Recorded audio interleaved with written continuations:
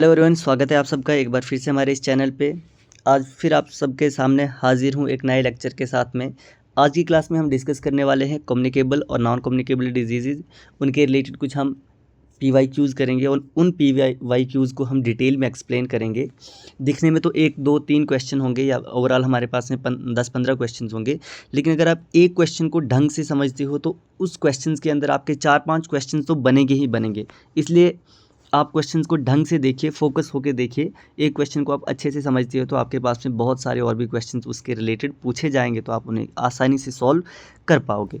तो ज़्यादा टाइम ना वेस्ट करते हुए चलते हैं हम अपने आज के फर्स्ट क्वेश्चन पे। तो फर्स्ट क्वेश्चन है हमारे पास, which of the following disease is caused by virus. इसमें से कौन सी ऐसी डिजीज़ है जो वायरस की वजह से होती है।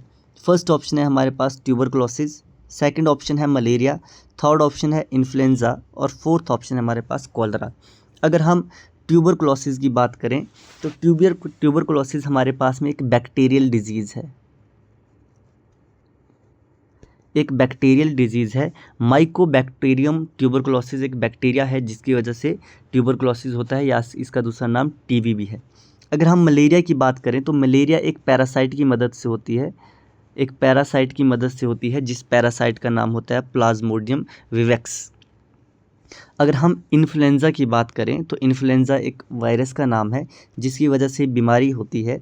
तो अगर हम क्वेश्चन के हिसाब से देखें तो हमारा जो करेक्ट आंसर है वो ऑप्शन सी रहने वाला है। इन्फ्लुएंज़ा ही हमारे पास में एक वायरल डिजीज़ है, इनमें से वायरल डिजीज़ है, यानी कि जो वायरस की वजह से होगी। और कॉलरा की अगर हम बात करें तो कॉलरा अगेन फिर से एक बैक्टीरियल डिजीज़ है जो विब्रो कॉलरा नाम का एक बैक्टीरिया है उसकी वजह से होती है। तो देखो, अगर आप क्वेश्चन को ढंग से देखते हो, पूछा तो मैंने इस क्वेश्चन में एक ही चीज़ पूछी हुई है कि इसमें से वायरस से होने वाली बीमारी कौन सी है, लेकिन मैंने आपको साथ में 3 ऑप्शन और बता दिए और उनका रीज़न भी बता दिया, ताकि आप उन्हें बहुत अच्छे से, अगर क्वेश्चन घुमा फिरा के पूछा जाए तो आप उसे आसानी से सॉल्व कर सकते हो। आपको टेंशन लेने की कोई भी ज़रूरत नहीं है। आप क्वेश्चंस को अच्छे से देखिएगा। उसके बाद में जिन लोगों ने पेड कोर्स लिया हुआ है वो एक बार रूहानी सर से ज़रूर कांटेक्ट कर लेना। वो इस पूरे लेक्चर की आपको PDF प्रोवाइड कर देंगे ताकि आप प्रिंट आउट ले सकें और अच्छे से इनको एक बार अगेन फिर से रीड कर सकें जब आपको ज़रूरत हो। जिन बच्चों ने टॉपिक्स पढ़ा हुआ है वो खुद से आंसर्स करते जाएंगे और कमेंट में मैंशन करेंगे कि आप लोगों के कितने क्वेश्चन करेक्ट हुए। चलते हैं हम अपने सेकंड क्वेश्चन की ओर। सेकंड क्वेश्चन है हमारे पास, which of the following is a vector borne disease. इसमें से कौन सी ऐसी बीमारी है जो वेक्टर की वजह से होती है। सबसे पहले हम समझेंगे कि वेक्टर होता क्या है। देखो, फॉर एग्जांपल अगर हम मलेरिया की ही बात करें तो मलेरिया एक्चुअल में एक पैरासाइटल डिजीज़ है जो पैरासाइट की मदद से होती है। उसमें जो मॉस्किटो होता है वो पैरासाइट को कैरी करता है, और जब वो जैसे ही किसी इंसान को बाइट करता है तो वो उस पैरासाइट को ट्रांसमिट कर देता है दूसरे इंसान की स्किन के अंदर, ब्लड के अंदर। तो उसकी वजह से क्या होता है, वो जो वायरस होता है वो इंसान की बॉडी के अंदर चले जाता है और उसकी वजह से इन्फेक्शन काज हो जाता है, मलेरिया हो जाता है। अब इसमें जो वेक्टर है, वेक्टर क्या है आपके पास में, वेक्टर है मॉस्किटो। उसमें से भी अगर हम एग्जैक्ट बात करें तो वो होता है फीमेल एनोफिलीज मॉस्किटोज। इन वर्ड्स को लिखते जाइएगा आप साथ में, ताकि आपको इसके रिलेटेड किसी भी टाइप का क्वेश्चन आए तो आप आंसर कर पाओ। तो किसकी वजह से होगा ये, मॉस्किटो एनोफिलीज की वजह से होगा। मैं मलेरिया की बात कर रहा हूँ। इस क्वेश्चन को अभी हम देखते हैं। इसमें से अगर हम ऑप्शन की बात करें, फर्स्ट ऑप्शन हमारे पास में डायबिटीज़ है, सेकंड ऑप्शन है डेंगू फीवर, थर्ड ऑप्शन है हाइपरटेंशन और फोर्थ ऑप्शन है हमारे पास में ऑस्टियोफोरोसिस। तो इसमें से हम करेक्ट आंसर की बात करें तो करेक्ट आंसर हमारे पास में डेंगू फीवर है, जो अगेन फिर से एक मॉस्किटो के बाइट करने की वजह से होता है। तो इस क्वेश्चन का हमारे पास राइट आंसर रहने वाला है ऑप्शन बी, जो डेंगू बोल दो या डेंग बोल दो। एक्चुअल में हम डेंग ही कहते हैं इसको, लेकिन हमारे यहाँ पे कॉमन डेंगू ही चलता है, तो आप उसी तरीके से याद रह सकते हो कि जो डेंगू फीवर है वो किसकी वजह से होता है। वो वैसे मॉस्किटो वहाँ पे एज अ वेक्टर का काम करता है। तो इन बीमारियों में अगर हम देखें तो ऑप्शन बी हमारा करेक्ट रहने वाला है। चलते हैं हम नेक्स्ट क्वेश्चन की ओर। नेक्स्ट क्वेश्चन है हमारे पास में, what is the primary mode of transmission of HIV या एड्स। अब बोलता है इसमें से जो बेसिक मोड है जिसकी वजह से HIV वायरस फैल सकता है वो क्या है? एयरबॉर्न। तो हवा की वजह से तो कभी भी HIV वायरस नहीं फैलता है। अगर हम बात करें वाटरबॉर्न की, तो वाटरबॉर्न की मदद से, यानी कि गंदा पानी आप पीते हो उसके अंदर HIV वायरस है और आपने उसे पी लिया, उसकी वजह से फैलेगा, ऐसा भी नहीं होगा कभी। तो जो मेन रीज़न है HIV वायरस फैलने का वो हमारे पास में है सेक्सुअल कांटेक्ट। जब दो इंसान आपस में कपुलेट होते हैं, अगर एक इंसान को बीमारी है तो पूरे चांसेस रहते हैं कि वो वायरस दूसरे इंसान के जो उसका सेक्सुअल पार्टनर होगा उसकी बॉडी के अंदर ट्रांसमिट हो जाएगा। उसके अलावा अगर दूसरी चीज़ों की बात करें, अगर हम ब्लड वगैरह ट्रांसफ्यूज़ कर रहे हैं एक पर्सन से दूसरे पर्सन में, तो अगर डोनेटर के अंदर ऑलरेडी वो वायरस प्रेजेंट है तो जिसे वो ब्लड, जिसकी बॉडी में वो ब्लड यूज़ किया जाएगा तो उसके अंदर भी पूरे चांसेस रहेंगे कि HIV वायरस फैल सकता है। या फिर इंजेक्शन ऐसे इंसान को किया जिस इंसान की बॉडी के अंदर ऑलरेडी से ये वायरस प्रेजेंट है और फिर उसी नीडल के साथ में दूसरे को इंजेक्शन किया, तो पूरे चांसेस होते हैं कि वायरस फैल जाएगा। या फिर तीसरा एक और रीज़न ये भी है कि अगर एक ऐसी मदर है जिसको ऑलरेडी HIV वायरस है, तो जब वो अपनी बेबी को फीड करेगी, दूध वगैरह पिलाएगी, तो पूरे चांसेस हैं कि उस बच्चे के अंदर भी ये वायरस फैल जाएगा। चलते हैं हम अपने नेक्स्ट क्वेश्चन की ओर। नेक्स्ट क्वेश्चन है हमारे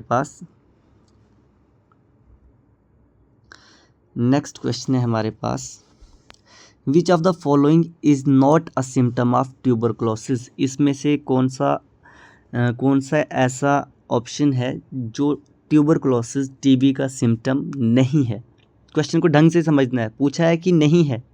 अगर हाँ पूछा होता तो फिर आप उस हिसाब से आंसर करते, लेकिन अगर हम बात करेंगे परसिस्टेंट कॉफ फर्स्ट ऑप्शन, यानी कि कंटिन्यू खांसी रहेगी, तो ऐसा कुछ। या दूसरा है नाइट स्वेटिंग, तीसरा है वेट लॉस और चौथा ऑप्शन है हाई ब्लड प्रेशर।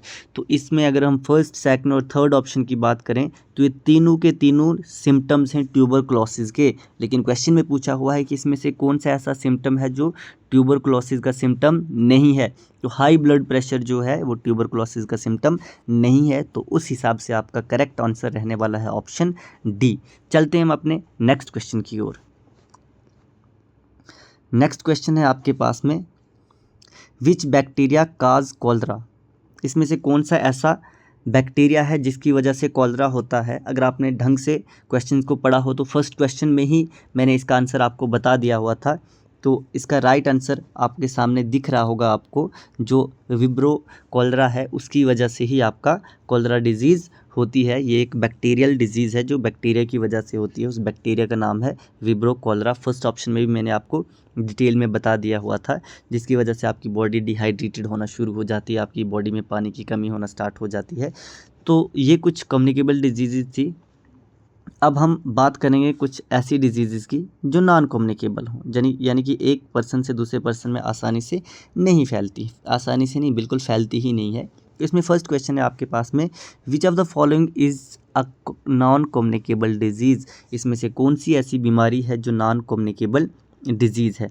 अगर हम बात करेंगे फर्स्ट ऑप्शन की, फर्स्ट ऑप्शन है मीज़ल्स, सेकंड ऑप्शन है डायबिटीज़, थर्ड ऑप्शन है चिकन पॉक्स और फोर्थ ऑप्शन है इन्फ्लुएंज़ा। देखो, अगर हम इन्फ्लुएंज़ा अभी हमने ऊपर डिस्कस किया कि इन्फ्लुएंज़ा एक वायरल डिजीज़ है जो वायरस की मदद से फैलती है।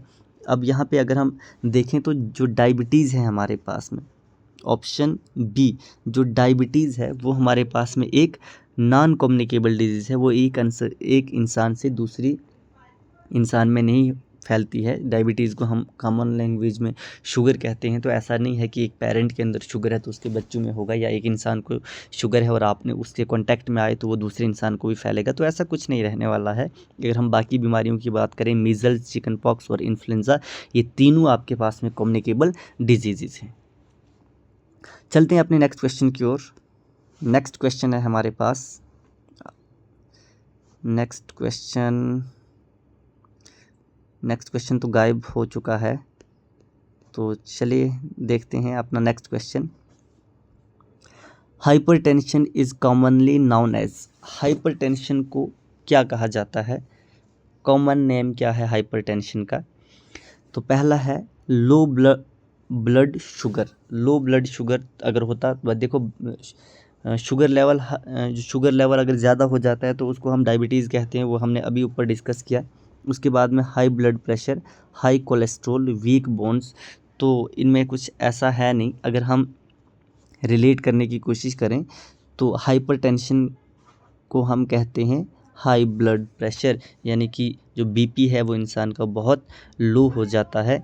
इसमें जो इंसान का जो ब्लड है वो बहुत हाई प्रेशर के साथ में फ़्लो करता है, जो हमारे आर्टरीज़ वगैरह होती हैं उसके वाल के साथ में बहुत हाई स्पीड में वो टकराता है, जिसकी वजह से हार्ट रिलेटेड डिजीज़ हो जाती हैं। या आप देखो, इस क्वेश्चन को हम ऐसे भी पूछ सकते हैं कि बताओ भाई, जो हाइपरटेंशन है उसकी वजह से किस टाइप की आपको बीमारी होने के चांसेस रहते हैं, तो वो हार्ट डिजीज़ होने के चांसेस रहते हैं। चलते हैं हम अब अपने नेक्स्ट क्वेश्चन की ओर। नेक्स्ट क्वेश्चन है हमारे पास क्वेश्चन नंबर 9 की अगर हम बात करें, विच of the following is a risk factor for developing cardiovascular disease. इनमें से कौन सा ऐसा ऑप्शन है जिसकी वजह से चांसेस रहते हैं कि आपको कार्डियोवैस्कुलर डिजीज़ हों, यानी कि आपको हार्ट प्रॉब्लम्स होने की चांसेस रहते हैं।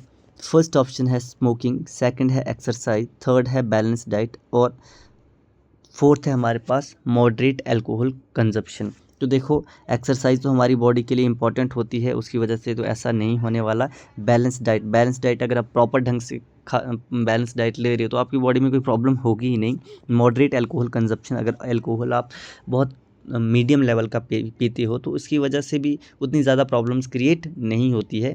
तो इसमें से जो मेन काज है वो है स्मोकिंग। अगर कोई इंसान स्मोक करता है तो उसको पूरे चांसेस रहते हैं एक टाइम के बाद में कि उसको हार्ट प्रॉब्लम्स पूरी की पूरी होंगी। होता क्या है एक्चुअल में उसमें कि आहिस्ता आहिस्ता से जो इंसान स्मोक करता है उसके लंग्स तो ख़राब होते ही होते हैं, उसके अलावा साथ साथ में क्या होता है, उसकी जो आर्टरीज़ होती हैं, उसकी जो बाहर से लाइनिंग होती हैं वो डैमेज्ड हो जाती हैं, जिसकी वजह से इंसान की बॉडी के अंदर, ब्लड के अंदर जो अमाउंट ऑफ ऑक्सीजन होता है वो काफ़ी लो हो जाता है। लो लेवल ऑफ ऑक्सीजन उसके ब्लड के अंदर हो जाता है, जिसकी वजह से ब्लड प्रेशर इंक्रीज़ हो जाता है और उसके साथ साथ में हार्ट रेट भी इंक्रीज़ हो जाता है। तो पूरे चांसेस रहेंगे कि उसे हार्ट अटैक आए या उसके अलावा भी हार्ट रिलेटेड प्रॉब्लम्स हो जाएँ। चलते हैं हम अपने नेक्स्ट क्वेश्चन की ओर।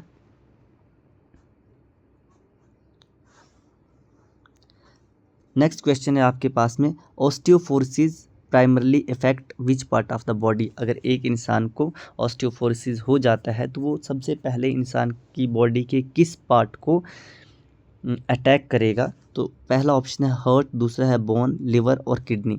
तो अगर हम इसको देखने की कोशिश करें कि इसमें से करेक्ट आंसर कौन सा है, तो इसका करेक्ट आंसर रहने वाला है ऑप्शन बी, बोन्स को काज करेगा वो। अगर हम बात करें तो करेक्ट आंसर हमारे पास में ऑप्शन बी है, बोन को काज करेगा ऑस्टियोफोरोसिस। ऑस्टियोफोरोसिस एक्चुअल में एक कंडीशन होती है जिसकी वजह से जो बोन्स होती हैं वो काफ़ी वीक हो जाती हैं, और चांसेस रहते हैं कि इंसान की बोन अगर वीक है तो अगर उसको थोड़ी सी भी प्रॉब्लम हो जाए, कहीं स्लिप हो जाए, गिर जाए, तो चांसेस रहते हैं कि बोन ब्रेक हो जाए, फ्रैक्चर्स होने के बहुत ज़्यादा चांसेस रहते हैं। चलते हैं हम अपने नेक्स्ट क्वेश्चन की ओर। नेक्स्ट क्वेश्चन है हमारे पास, what is the main difference between communicable and non communicable disease. बहुत इंपॉर्टेंट क्वेश्चन है, देख लीजिएगा। नीचे कुछ ऑप्शन दिए हुए हैं जिनमें से हमें करेक्ट आंसर ढूंढना है कि इसमें से कम्युनिकेबल डिजीज़ कौन सी और नॉन कम्युनिकेबल डिजीज़ कौन सी है। ऑप्शन ए है हमारे पास में, communicable disease are genetic, non communicable disease non communicable are not. अगर हम कम्युनिकेबल डिजीज़ की बात करें तो वो जेनेटिक होती हैं। जेनेटिक होने का ये मतलब है कि कम्युनिकेबल डिजीज़ एक ऐसी बीमारी होगी जो एक पेरेंट में होगी और उससे उसके ऑफस्प्रिंग होने वाले बच्चों में ट्रांसफ़र होगी। तो भाई ऐसा तो नहीं होता है। कम्युनिकेबल डिजीज़ आपको हमने अभी ऊपर डिस्कस किया, या तो वायरस की वजह से, या तो पैरासाइट की वजह से, या किसी फंगस की वजह से ट्रांसफ़र होगा। तो ऐसा तो नहीं रहने वाला। इसका मतलब ऑप्शन फर्स्ट तो हमारे पास में बिल्कुल भी ठीक नहीं है। नेक्स्ट है, communicable diseases can be spread from person to person. ये ऑप्शन हमारे पास में बिल्कुल करेक्ट है। जो कम्युनिकेबल डिजीज़ है वो एक इंसान से दूसरे इंसान में फैलती है। अच्छा, उसके बाद में लिखा है जो नॉन कम्युनिकेबल डिजीज़ है वो नहीं फैलती है। तो आपको पता होना चाहिए कि जो कम्युनिकेबल डिजीज़ हैं वो एक इंसान से दूसरे इंसान में फैल जाएगी। अब वो किसी भी कॉन्टैक्ट की वजह से फैल सकती है, वो आपने टच किया इंसान को उसकी वजह से फैल सकती है, या अभी अभी हमने ऊपर HIV की बात की, वो सेक्सुअल कॉन्टैक्ट की मदद से भी फैल सकती है। उसके अलावा वाटर बॉर्न हो सकती है, गंदा पानी पिया किसी इंसान ने, उसने छोड़ दिया, गंदा नहीं साफ़ पानी भी पिया लेकिन उस इंसान को वो बीमारी है और उसने जब उस बीकर को मुंह लगाया तो उसके बाद में चांसेस रहते हैं कि उसके मुंह से वो उस पानी के अंदर चले जाए और नेक्स्ट इंसान उसे पी ले, तो वैसे भी चांसेस रहते हैं। कहा या सुना होगा आप लोगों ने कि जिस इंसान को टीबी होता है तो उसका जो खाना होता है वो कोई दूसरा नहीं खा सकता, या जिस बीकर में उसने पानी पिया हुआ वो कोई दूसरा यूज़ नहीं कर सकता, क्योंकि वो कम्युनिकेबल डिजीज़ है, वो दूसरे में भी फैल सकती है।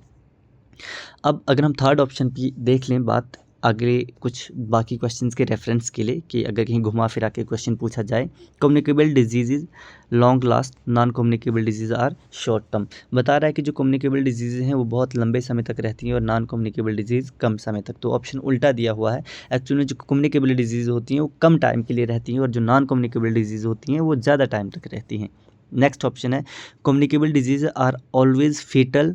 जो कम्युनिकेबल डिजीज़ है बोल रहा है कि वो इंसान को तभी स्टार्ट हो जाती है जब वो अपनी माँ के पेट में अभी फीटल स्टेज में फोइटस में ही होता है तो वो डेवलप हो जाती है। अगर ऐसा हो रहा है तो वो डिज़ीज़ जेनेटिक हो रही है हमारे पास में। तो हम जानते हैं जो जेनेटिक डिजीज़ होती हैं वो कभी भी कम्युनिकेबल नहीं होती हैं, वो नॉन कम्युनिकेबल होती हैं। तो ये ऑप्शन भी हमारा करेक्ट नहीं है। तो मैंने आपको करेक्ट आंसर तो पहले ही बता दिया था। इसका जो करेक्ट आंसर है वो हमारे पास में ऑप्शन बी रहने वाला है। तो option B is the correct answer. बाकी के जो ऑप्शन है ये बिल्कुल अपोजिट दिए हुए हैं, तो आप इनको भी अच्छे से समझ लीजिएगा, रीड करिएगा, ताकि इसके रिलेटेड कोई दूसरा क्वेश्चन आए तो आपको दिक्कत ना आए। चलते हैं हम अब अपने नेक्स्ट क्वेश्चन की ओर। नेक्स्ट क्वेश्चन है हमारे पास में, which of the following is a prevention measure for non communicable disease. बोलता है इसमें से कौन सा ऐसा तरीका है जिस तरीके की मदद से आप बच सकते हो नॉन कम्युनिकेबल डिजीज़ से। पहला है कि वैक्सीनेशन, आप वैक्सीनेशन करवा लो। दूसरा ऑप्शन है कि आप एंटीबायोटिक्स वगैरह ले लो। तीसरा ऑप्शन है कि आप बैलेंस डाइट ले लो। चौथा ऑप्शन है कि आप क्वारंटाइन में रह लो।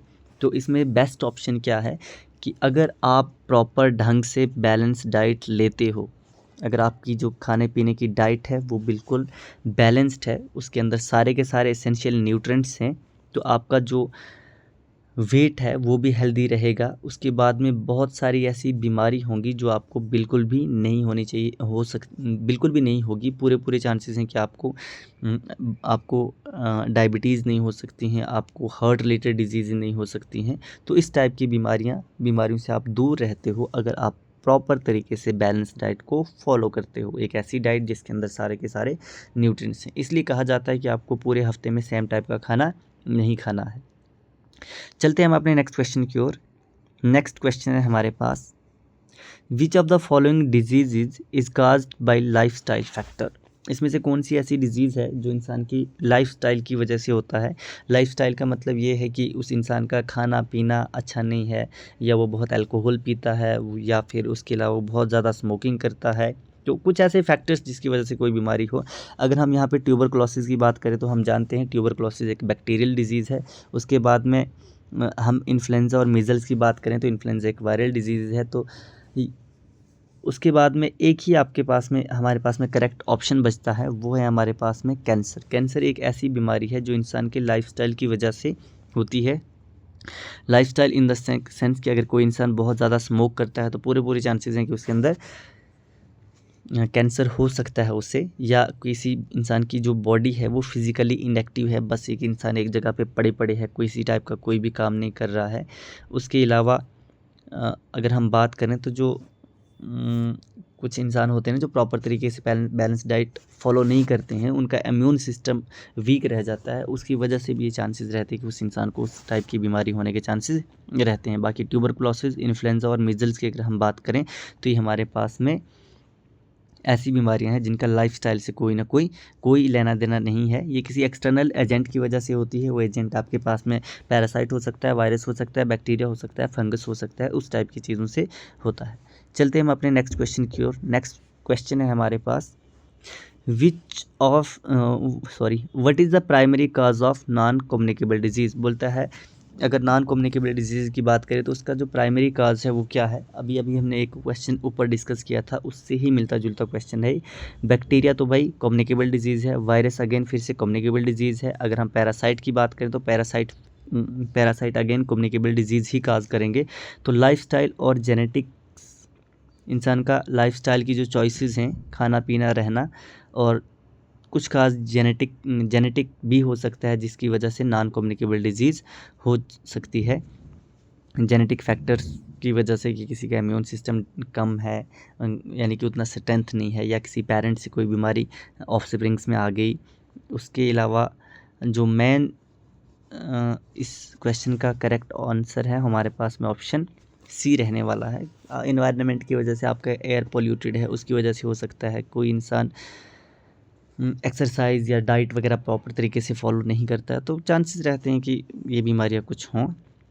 नेक्स्ट क्वेश्चन की ओर चलते हैं हम। नेक्स्ट क्वेश्चन आज की क्लास का लास्ट क्वेश्चन रहने वाला है ये, विच of the following is a common symptom of heart disease. बोलता है अगर इसमें से कौन सा ऐसा सिम्टम है जो एक हार्ट डिजीज़ पेशेंट को हो सकता है। पहला है कफ, तो खांसी बिल्कुल भी नहीं होने वाली। सेकंड ऑप्शन ही करेक्ट है हमारे पास में, चेस्ट पेन। अगर किसी इंसान को हार्ट में प्रॉब्लम है तो पहला जो सिम्टम उसकी बॉडी पे अपेयर होगा वो होगा चेस्ट पेन। उसकी चेस्ट को थोड़ा थोड़ा पेन होना शुरू हो जाएगा। उसके अलावा अगर हम दूसरे सिम्टम्स की बात करें तो सांस लेने में प्रॉब्लम होगी उसको, है ना, सफोकेशन सी होगी। उसके अलावा फटीग होगी, पूरी बॉडी सुस्त पड़ी रहेगी। तो इस टाइप के कुछ सिम्टम्स देखने को मिल सकते हैं। तो स्टार्टिंग की जो प्राइमरी काज होगा वो होगा चेस्ट पेन। प्राइमरी सिम्टम रहने वाला है चेस्ट पेन, इंसान की चेस्ट में पेन रहना शुरू हो जाएगा। तो आई होप आज की क्लास को आपने एंजॉय किया होगा। Thank you so much.